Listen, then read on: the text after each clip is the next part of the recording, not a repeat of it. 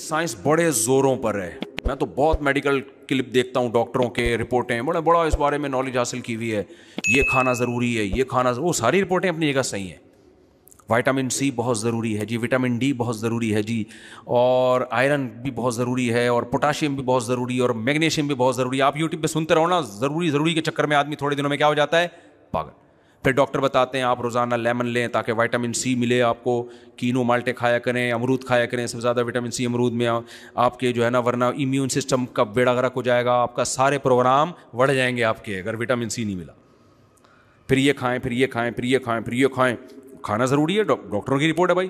جب ہم صحرا میں جاتے ہیں, گاؤں دیہاتوں میں جاتے ہیں, ان کی جی کتنی عمر ہے, 100 سال, تو وٹامن سی تو روزانہ لیتے ہوں گے.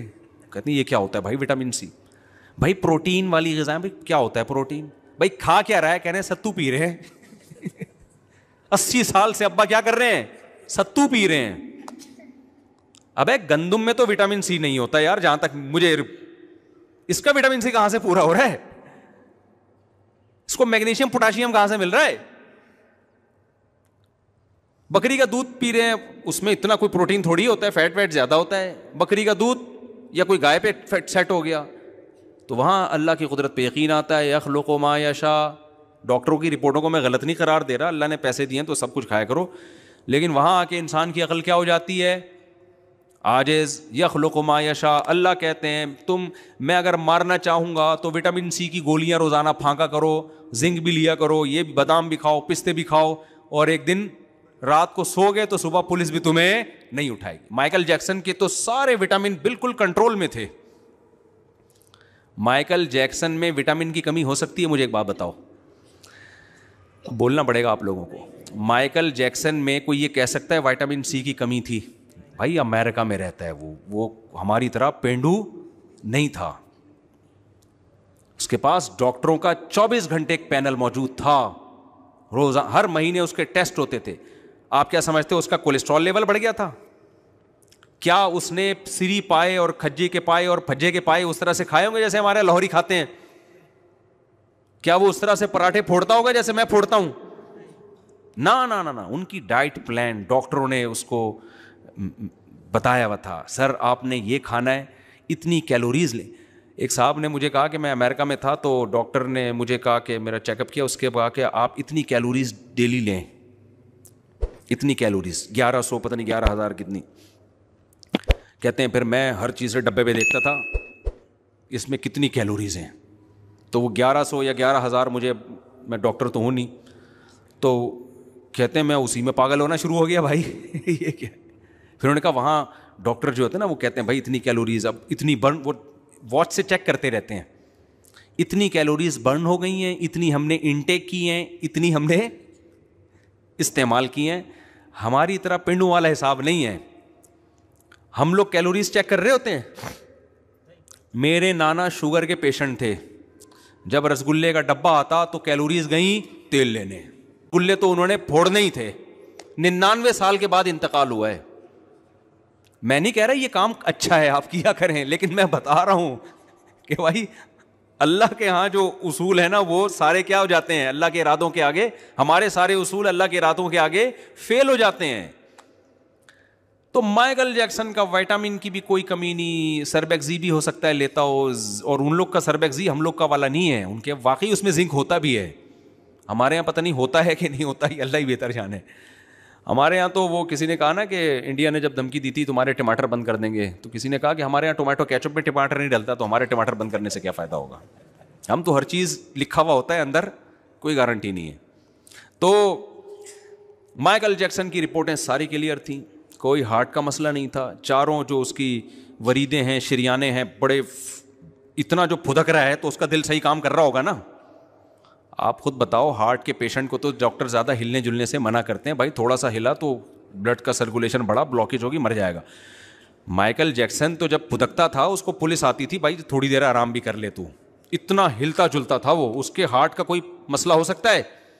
نہ ہارٹ کا مسئلہ, نہ کوئی وٹامن کی کوئی کمی, اور اتنا بڑا پروگرام ہونے والا ہے 50 سال کی عمر میں, فٹ فاٹ. ڈاکٹروں نے چیک کیا, بھائی کوئی پرابلم نہیں ہے.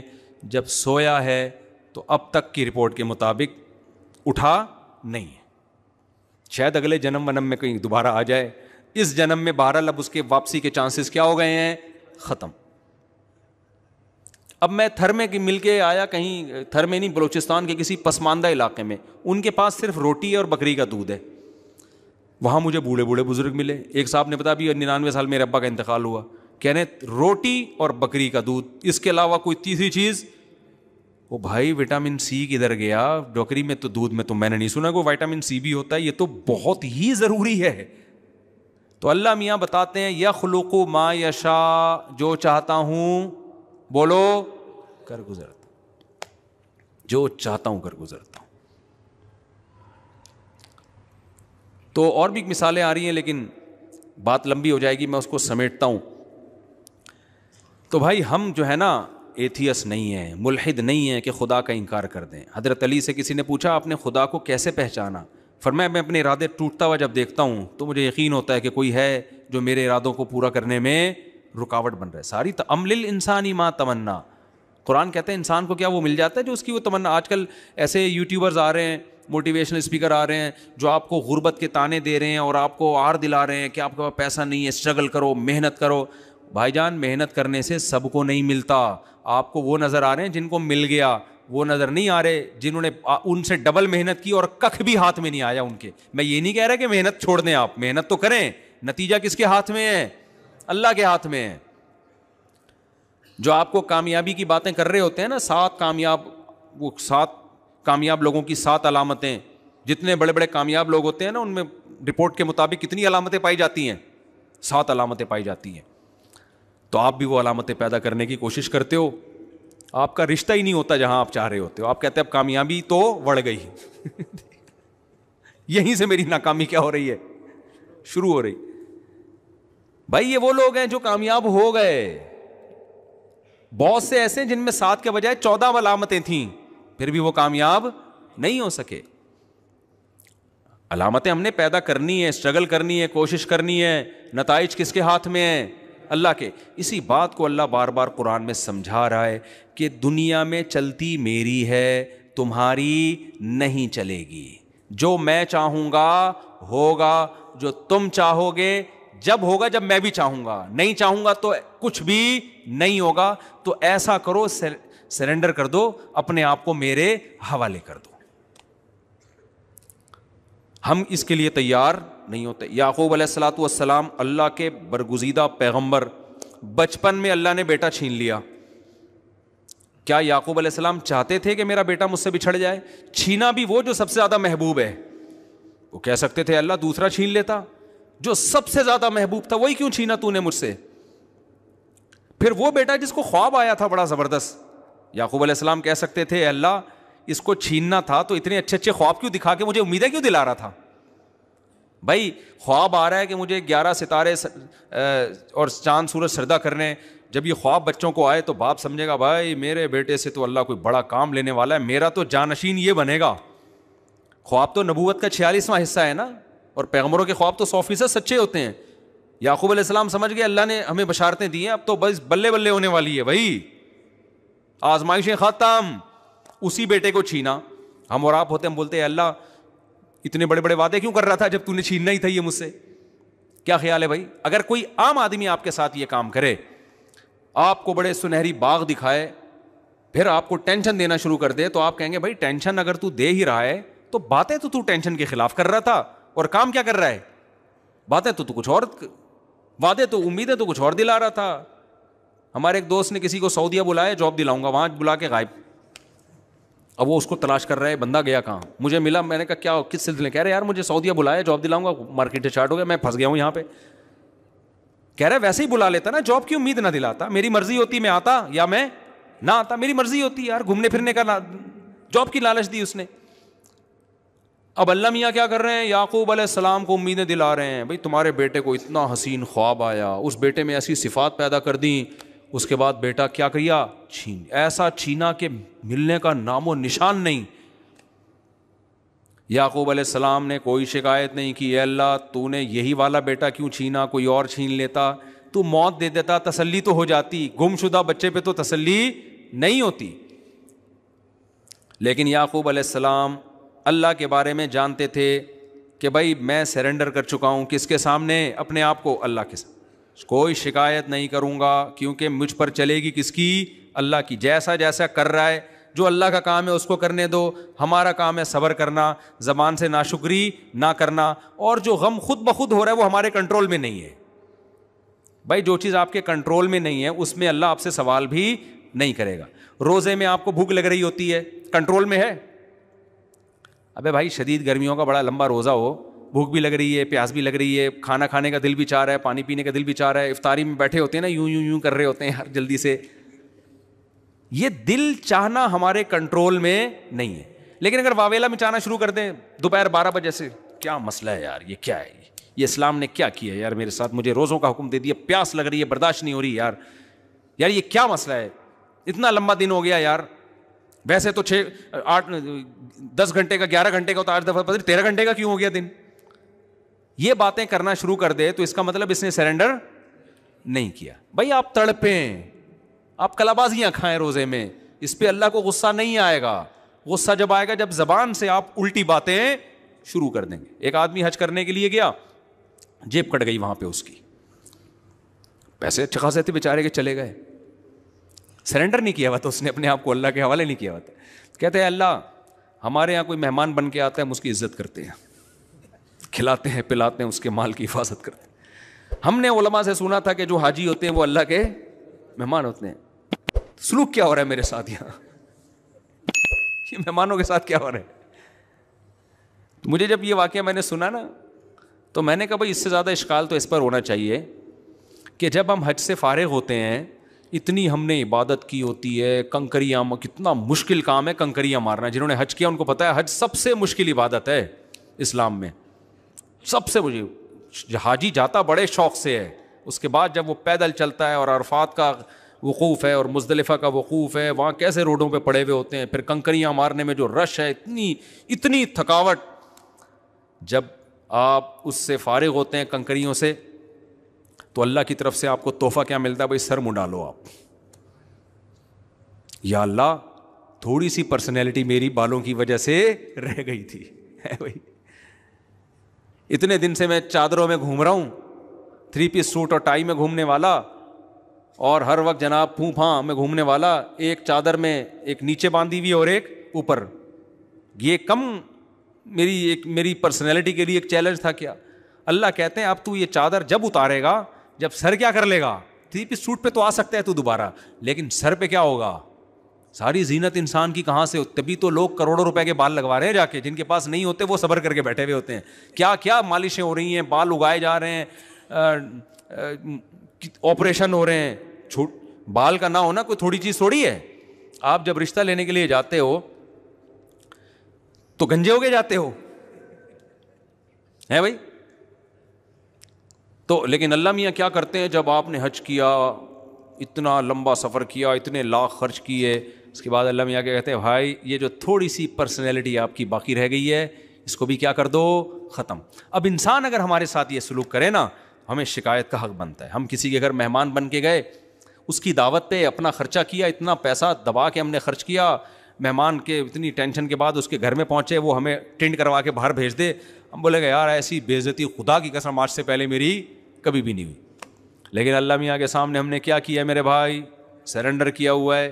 ہم جاتے ہیں، اللہ میاں سر مڑا کے واپس بھیجتے ہیں، خوشی خوشی آ کے دکھا رہتے ہیں، بھائی دیکھو حج کر کے آیا ہوں، دیکھو میں تو پہلے میں نے قصر 2-3 دفعہ، میں 3-4 دفعہ حلق کروا چکا ہوں، اب میں کیا کرتا ہوں، قصر کروا لیتا ہوں۔ تو میں نے اتنے بڑے بال رکھے ہوئے، میں نے بھی قصر کروایا۔ ایک آدمی نے کہا اس میں 4 عمریں اور ہو سکتے ہیں میرے بھائی، ٹھیک ہے نا، بڑے بالوں کا ایک یہ فائدہ ہوتا ہے، اس نے کہا اس میں تو 4 عمریں اور ہو سکتے ہیں۔ تو مجھے کسی نے کہا اب آپ ٹینڈ کیوں نہیں کراتے؟ بھائی پہلی دفعہ میں حج پہ گیا، ٹینڈ کروایا، عمرہ کیا، ٹینڈ کروائی، میں 2-3 دفعہ کروا چکا ہوں، اب میں کیا کرتا ہوں، قصر۔ حالانکہ قصر میں کم ثواب ہے، ٹینڈ میں زیادہ ثواب ہے۔ تو مجھے کہتے ہیں لوگ اب آپ ٹینڈ کیوں نہیں کرواتے؟ میں کہتا ہوں اب میری 4 بیگمات ہیں، میں دہشت گردی کا جڑ سے خاتمہ نہیں کر سکتا۔ کچھ بال چھوٹے کر کے دہشت گردی کم تو ہوتی ہے، لیکن میں اب جڑ سے دہشت گردی کا خاتمہ، ہماری حکومت کہتی ہے نا دہشت گردی کو جڑ سے ختم کریں گے۔ بھائی اگر آپ نے جڑ سے ختم کر دیا تو آپ کے کھانچے بھی تو بہت سارے بند ہو جائیں گے نا، کیا خیال ہے؟ اس لیے حکومت دہشت گردی کو کہتی ہے ہم جڑ سے ختم کریں گے, لیکن کبھی جڑ سے ختم, کیونکہ دہشت گردوں سے ان کے اپنے کھانچے بہت سارے چل رہے ہوتے ہیں, کبھی بھی جڑ سے ختم نہیں کریں گے. تو میں نے کہا بھائی اب مجھے تھوڑی سی دہشت چاہیے, کنٹرولنگ کے لیے تھوڑی سی دہشت چاہیے مجھے, اس لیے میں جڑ سے نہیں خاتمہ کروں گا دہشت گردی کا. تو جب اللہ نے میرے لیے آپشن رکھا ہے بھائی قصر کر لو, تو میں اس آپشن کا فائدہ اٹھاؤں گا. اچھا میرے بھائی, تو میں یہ کہہ رہا تھا بھائی ہم نے سرنڈر کیا ہوا بھائی اللہ کے سامنے, اللہ ٹینڈ کرا کے بھیجتے, ہم ٹینڈ کرا کے آ جاتے ہیں, اللہ کے بال چھوٹے کروا ہم چھوٹے کروا کے آتے ہیں. تو یعقوب علیہ السلام نے سرنڈر کیا ہوا تھا, تو اللہ میاں نے سب سے محبوب اور چہیتا بیٹا اٹھا لیا. ساری زندگی اس کی یاد میں روتے رہے. وہ رونا اختیار میں نہیں ہے, بیٹے کی. اور دینداروں کو زیادہ محبت ہوتی ہے اولادوں سے اور اپنے ریلیٹیو سے. مجھے کل کسی نے بتایا, کوئی بہت بڑا لبرل سیکولر آدمی ہے, میں اشارہ نہیں کروں گا تاکہ خام خواہ میں کسی کی غیبت نہ ہو. اس نے بتایا کہ اس کے 2-3 بچے کہیں دیوار کے نیچے آ کے مر گئے, تو میں وہاں بیٹھا ہوں, اس کو کوئی کچھ ہو ہی نہیں رہا, بچوں سے ریلیشن ہی نہیں ہے. بچے پیدا ہو رہے ہیں, کبھی ٹائم ہی نہیں دیا گھر میں, گھوم رہے ہیں پھر رہے ہیں, عیاشی کر رہے ہیں, نائٹ کلبوں میں شرابیں چل رہی ہیں, ادھر بیگم کیا ایک آدھ ہو بھی گئے, چلو ٹھیک ہے رپورٹ ہے بھائی, بچہ بھی ہو جاتا ہے. محبت ہی نہیں ہے آپس میں, نہ بچوں کو باپ سے, نہ باپ کو بچوں سے. جب اللہ سے رشتہ ٹوٹتا ہے نا, تو آپس کے رشتے بھی ٹوٹ جاتے ہیں. تو دینداروں کو محبت ہوتی ہے, تبھی تو غم بھی ہوتا ہے, لیکن زبان سے وہ کہا جائے گا جس پہ اللہ راضی ہوگا. زبان سے وہ کہا جائے گا جس پہ اللہ راضی ہوگا. ہمارا ایک چوکیدار تھا, ڈرائیور تھا جامعۃ الرشید کا. میں نے اس سے ویسی گپ شپ لگا رہا تھا, تم پہلے کیا کرتے تھے؟ اس نے کہا پہلے میں ڈیفینس میں کسی بنگلے کا چوکیدار تھا, اور بڑی اچھی تنخواہ تھی میری, بڑی اچھی جاب تھی. میں نے کہا اتنی بہترین جاب تھی, 12 گھنٹے بیٹھے رہتے تھے, تنخواہ مل جاتی تھی, کھانا پینا فری کا تھا. اب تم ڈرائیونگ کر رہے ہو, کبھی سکھر جا رہے ہو, کبھی کہاں جا رہے ہو, تو اتنی اچھی جاب کیوں چھوڑی؟ اس نے کہا مولوی صاحب میں نے ایک واقعہ دیکھا مفتی صاحب, اس کے بعد میں نے وہ گھر چھوڑ دیا. میں نے یہ دیکھا بڑا کروڑ پتی بندہ ہے جو میرا مالک ہے, اس کا بیٹا بھی کروڑ پتی, ایک ہی بیٹا ایک ہی باپ. کہہ رہا اس کا باپ بیمار ہوا, ہاسپٹل میں ایڈمٹ ہوا, اس کا انتقال ہو گیا, ایمبولینس آئی, جنازہ ہوا. میں نے جا کے بیٹے کو اٹھایا کہ تمہارے ابا کی لاش آئی ہوئی ہے. بیٹا نے کہا بھائی عیدی سینٹر میں دے کے دفنا دو, یہ پیسے ہیں, یہ سارا کام کر لو. سو گیا. یہ واقعہ بھی 20-25 سال پرانا کوئی بیان کر رہا تھا وہ. اب تو اور زیادہ ماڈرن اور ٹیکنالوجی اور جو ہے نا نالج ایجوکیشن میں اب الحمدللہ اور زیادہ, اب تو لوگ پہلے سے زیادہ پڑھے لکھے لوگ ہیں. تو اس وجہ جہالت تھی بہت زیادہ, بہت زیادہ کیا تھی ڈیفینس میں, جہالت تھی. پرانا دقیانوسی دور کی بات کر رہا ہوں میں. آج کل تعلیم کا معیار یہ بن گیا ہے, ریلیشن ختم, بس ایک انسان انڈیویجولی اپنی لائف گزارتا ہے, ریاست کے ساتھ اس کا اسٹیٹ کے ساتھ تعلق ہونا چاہیے, ٹیکس ویکس ٹائم پہ دے دیتا ہو, بس یہ سب چیزیں. انسانیت کیا ہوتی جا رہی ہے, ختم. میں نے بھی کچھ دن پہلے بھی بیان میں واقعہ سنایا. ہمارے ایک دوست ہیں, دوست کیا استغفر اللہ, میرے سگے ماموں ہیں, وہ غصے ہوں گے پر میں تو وہ دوست بول رہا ہے, وہ منہ سے نکل گیا میرے. تو وہ چند دن پہلے امریکہ سے ان کا فون آیا نا, تو میں نے کہا خیریت سے ہیں؟ اب ہمارا تو ریلیشن ہے بھائی, ہم تو مسلمان ہیں یار. تو میں تھوڑے دن بعد ان کو کال اس لیے کرتا ہوں کہ بھائی ماموں ہے بھائی, ٹھیک ہے نا, تعلق تھوڑی توڑ سکتے ہیں. تو وہ بڑی گپ شپ ہو رہی تھی. میں نے کہا آپ امریکہ میں کہاں رہتے ہیں؟ انہوں نے کہا فلاں جگہ رہتا ہوں. میں نے کہا آپ کے اڑوس پڑوس میں گورے رہتے ہیں؟ مجھے ہر قوم کے کلچر کو جاننے کا بڑا شوق ہے. تو انہوں نے کہا کہ میرے پڑوس میں بھی ایک فیملی ہے, یہ ریزیڈینشل ایریا ہے, یہاں فیملی والے لوگ رہتے ہیں. میں نے کہا گوروں کی فیملیاں ماشاءاللہ. میرا ایک ذہن میں آیا کہ بھائی پھپھی ہوگی, خالہ ہوں گی, کزنیں ہوں گی, ان کی بہویں ہوں گی, انگریز کی بہو سوچیں آپ, تو اس کے داماد ہوں گے, فیملی ہوگی نا, پوتے نواسے ہوں گے. تو بھائی ایریا ہی ایسا ہے جہاں فیملی والے لوگ رہتے ہیں, کہ ہوٹل میں تھوڑی رہ رہے ہیں وہ. تو میں نے کہا کہ آپ کے پڑوس میں کون رہتا ہے؟ انہوں نے کہا ایک فیملی رہتی ہے. میں نے کہا فیملی کے بارے میں ذرا رپورٹ پیش کریں گے؟ انہوں نے کہا کہ وہ ایک خاتون ہے, ایک کتا ہے, بہت بڑی فیملی. یعنی یہ میں اپنے الفاظ میں اب یہ کہہ رہا ہوں, مجھے دل میں نے زبان سے کہا نہیں, لیکن وہ دل میں خیال آیا کچھ زیادہ بڑی فیملی نہیں ہو گئی؟ FRC میں پتہ نہیں فیملی ریلیشن سرٹیفکیٹ ملتا ہے نا نادرا کی طرف سے, مجھے جو سرٹیفکیٹ ملا ہے 2-3 پیج ہیں اس میں, 2-3 پیج ہیں اس میں, یہ ختم الحمدللہ اللہ کے فضل سے. تو میں نے کہا فیملی نہیں ہے تو ریلیشن کہاں سے ہو گیا؟ تو انہوں نے بتایا کہ ایک خاتون ہے اور ایک کتا نظر آیا, باقی کی رپورٹ ہمیں معلوم, کہ گھر میں گھس کے تو نہیں دیکھیں گے ہم. میں نے کہا لیفٹ سائڈ پہ جو فیملی ہے انہوں نے کہا وہ ذرا بڑی فیملی ہے. اچھا وہ سیریسلی کہہ رہے تھے, وہ مذاق میں نہیں کہہ رہے تھے. تو انہوں نے کہا ایک میاں بیوی ہیں اور 2 کتے ہیں. مجھے لگا کہ وہ یعنی ہمارے یہاں کوئی ایسی فیملی ہو نا تو میں تو ان میاں بیوی کو بولوں گا یہ اصل میں کتے ہیں. استغفر اللہ, کہنا نہیں چاہیے کسی کو. حرکتیں کیا ہیں یار, کیا کر رہے ہو اپنی جان کے ساتھ, کیوں ظلم کر رہے ہو؟ تبھی قرآن کیا کہتا ہے, نسوا اللہ فانساہم انفسہم. جو اللہ کو اپنی زندگی سے نکال دے گا نا, اللہ اس سے اس کے نفع کی چیزوں کو بھلا دے گا. میں اوور آل ان قوموں کو اپنے سے اچھا سمجھتا ہوں. اوور آل جھوٹ کم بولتے ہیں ہم سے, کرپشن ہم سے کم ہے, قوانین کی پابندی ہم سے زیادہ کرتے ہیں, اخلاقیات میں ہم سے کم از کم ظاہری اخلاق ہم سے اچھے ہیں. اس کے باوجود جس چیز نے تباہ کیا ہے, کس نے تباہ کیا؟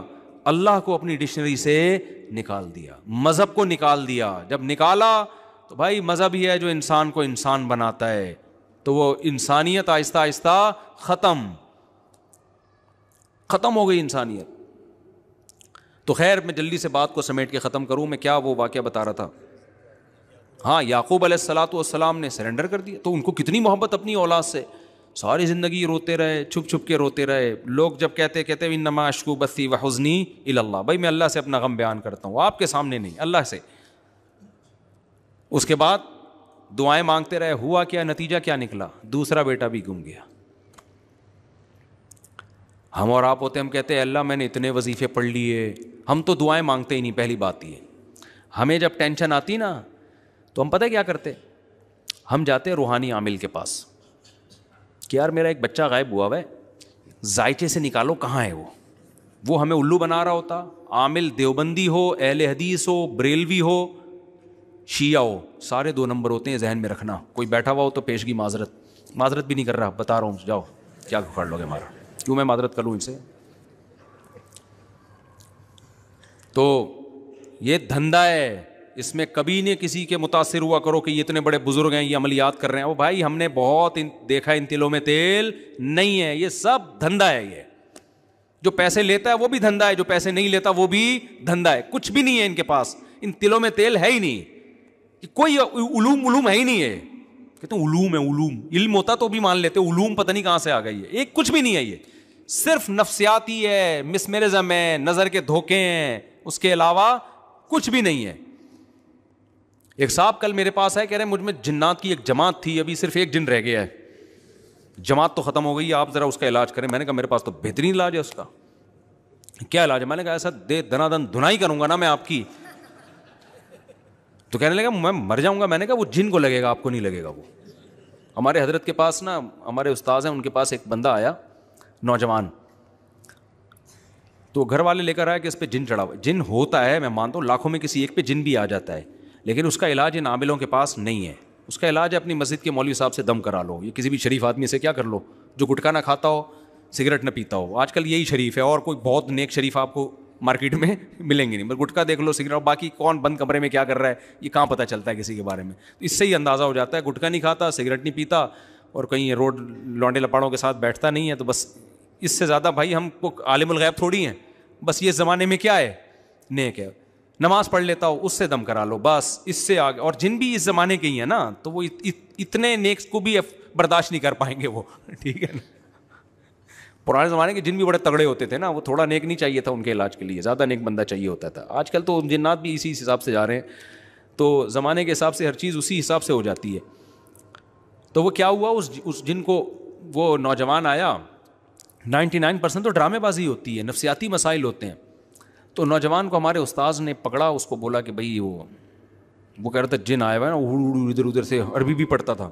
استاذ نے پکڑ کے اس کو لگائی دھنائی. تھوڑی دیر تک تو وہ چیختا رہا, اس کے بعد کہتا ہے یہ مجھے لگ رہا ہے, یہ جن کو نہیں لگ رہا.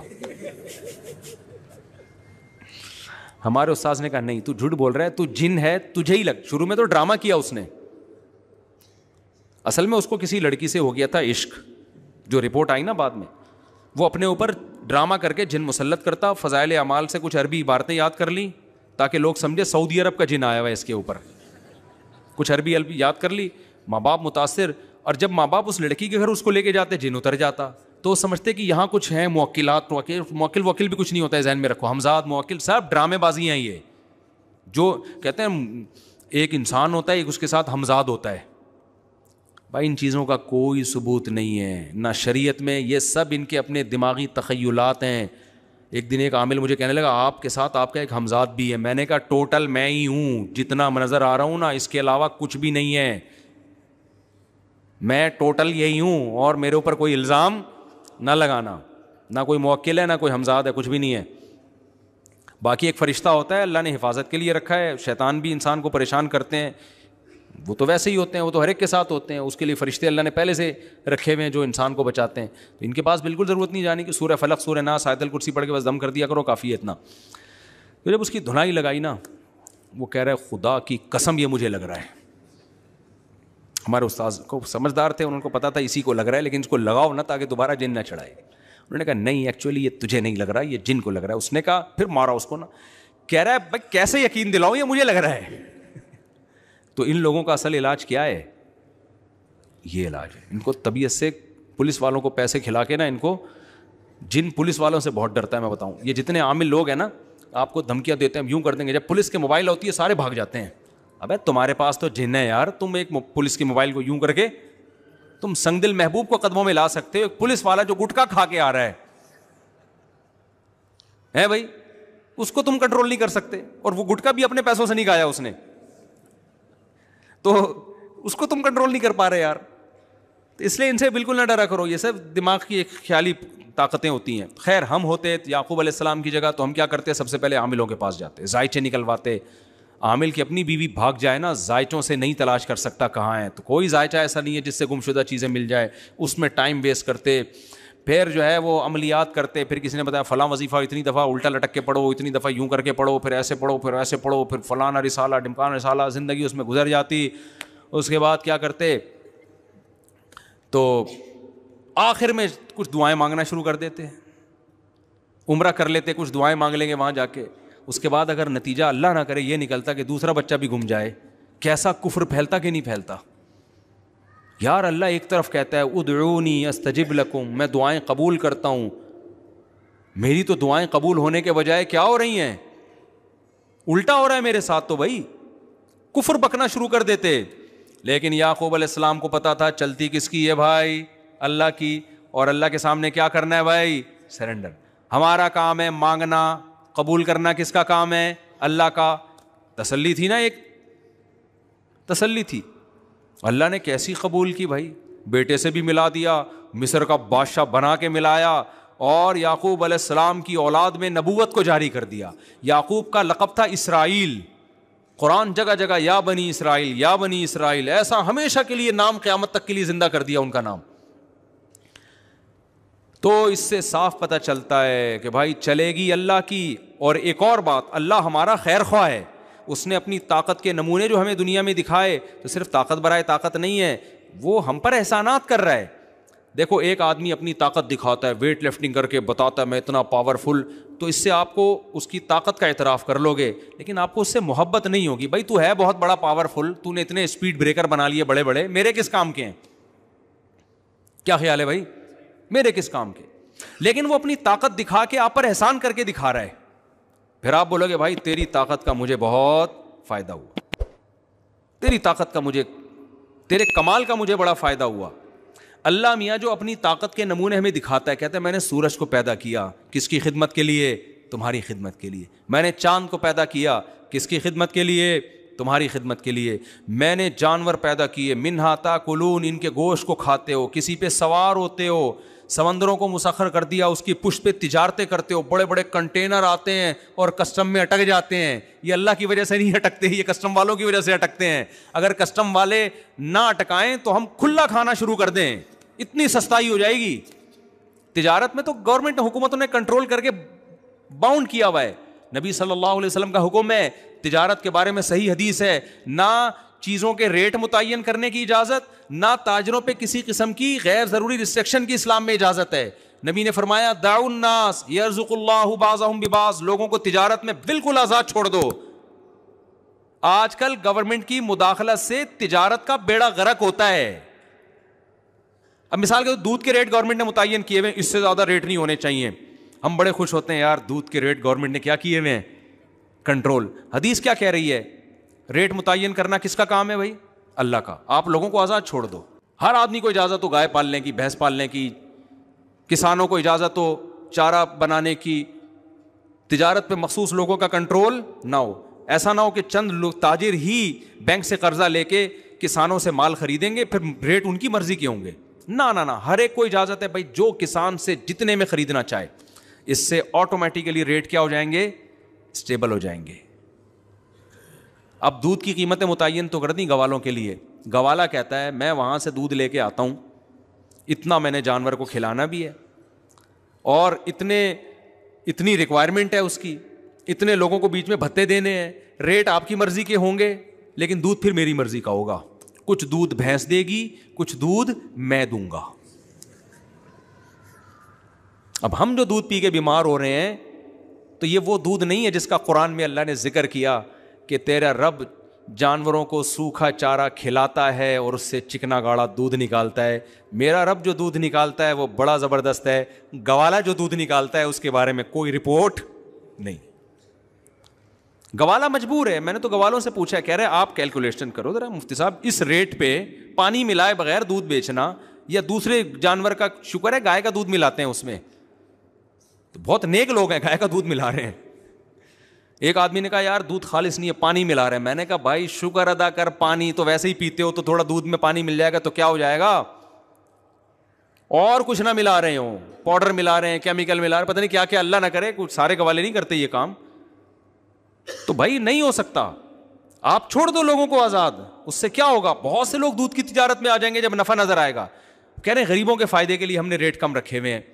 دودھ والا تو غریب ہوتا ہے جو بیچنے والا ہے, پینے والوں کو فائدہ پہنچایا جا رہا ہے. جو محنت کر کے لوگوں تک دودھ پہنچا رہا ہے اس کا خیال نہیں ہے. تو گورنمنٹ کی مداخلت سے جتنی تجارت آزاد ہوگی نا, لوگوں کا اتنے ہی زیادہ کیا ہوں گے, خوشحال ہوں گے. خیر اس میں کچھ چیزوں تو ایسی ہیں جن میں ذخیرہ اندوزی ممکن تھی, ان کے ریٹ متعین کرنا ضروری ہے. لیکن ایک جرنلی آج تو ہر جگہ گورنمنٹ نے ٹانگ اڑائی ہوئی ہے, ہر جگہ حکومتوں کی مداخلت ہے. کتنی زبردست حدیث, ان اللہ هو المسعر. آپ نے فرمایا کہ چیزوں کی قیمتیں کون متعین کرتا ہے, اللہ.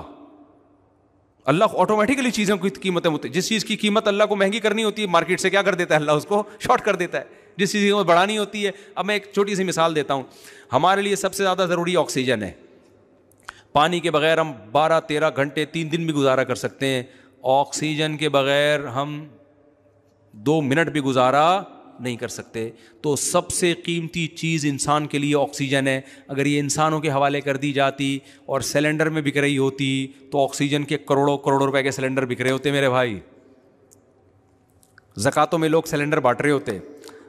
ہاں کووڈ میں دیکھ لو نا, اللہ میاں نے کیا کیا, اللہ میاں نے کہا کہ اس کی ضرورت چونکہ زیادہ ہے لہٰذا یہ سب سے سستی چیز ہے. ہوا میں 23% چھوڑ دی اللہ نے اور کہا کہ اس میں اتنی محنت بھی نہیں کرنی کہ سانس اندر کھینچ کے آکسیجن, میں نیت کرتا ہوں آکسیجن لینے کی, نہ بھائی آٹومیٹیکلی پیدا ہوتے ہی سانس چلنا شروع. اس کے بعد سب سے زیادہ ضروری کیا ہے, پانی. آسمانوں سے دنا دن برسانا شروع کر دیا اللہ نے, اتنا برسایا. گورنمنٹ نے کیا کیا, اس کو فلٹر کر کے ہمیں دینا شروع کر دیا. کنٹرول گورنمنٹ نے اپنے ہاتھ میں رکھا. آپ کو پتہ ہے جو فلٹر شدہ پانی ہے نا, یہ زیادہ گندا ہوتا ہے. وجہ اس کی ہے کہ گورنمنٹ ہمیں فلٹر کر کے تو دیتی ہے, فلٹر کو فلٹر نہیں کبھی کیا جاتا. ونس اپون اے ٹائم جو ایک دفعہ فلٹر لگ گیا تھا وہی فلٹر. تو جو آپ ہب ڈیم سے جا کے بغیر فلٹر والا پانی پی لو نا وہ زیادہ اچھا ہے. جو فلٹر ہو کے آ رہا ہے وہ زیادہ گندا پانی ہے. یہ رپورٹ ہے باقاعدہ, ایک ڈاکٹر نے یوٹیوب پہ پورا تجربہ کر کے بتایا. اس نے کہا یہ دیکھو یہ فلٹر والا پانی ہے اور یہ بغیر فلٹر کے ہے, وہ فلٹر والا زیادہ گندا تھا. میں سمجھا پا رہا ہوں, بس بات کو جلدی سے میں سمیٹ کے ختم کرتا ہوں. تو اب کیا مسئلہ ہے میرے بھائی, میں جو اصل بات لے کے چل رہا ہوں کہ اللہ نے اپنی طاقت اور قدرت بھی بتائی اور اللہ نے یہ بھی بتایا کہ میں تمہارا محسن ہوں. تو یعقوب علیہ السلام کو پتا تھا پاور کس کے پاس ہے, اللہ کی, چلے گی اللہ کی. لیکن اللہ جب اپنی چلائے گا تو میری بہتری میں چلائے گا, مجھے نقصان پہنچانے کے لیے نہیں چلائے گا. لہذا تسلی میں رہے. تو یہ 2 چیزیں اپنے اندر پیدا کر لو میرے بھائی. سرنڈر کر دو اپنے آپ کو کس کے حوالے, اللہ کے, اور یقین کر لو جو ہوگا میرے حق میں بہتر ہو. اللہ نے کہا نماز پڑھو, تو کیا کرو میرے بھائی, پڑھ لو. اگر تجارت میں نقصان ہوتا نظر آ رہا ہے برداشت کر لو, کیونکہ رزق کس کے ہاتھ میں ہے؟ اللہ کے. وہ بغیر نماز پڑھے آپ کا رزق آپ سے چھین سکتا ہے, اور نماز پڑھ کے آپ کو رزق دے سکتا ہے.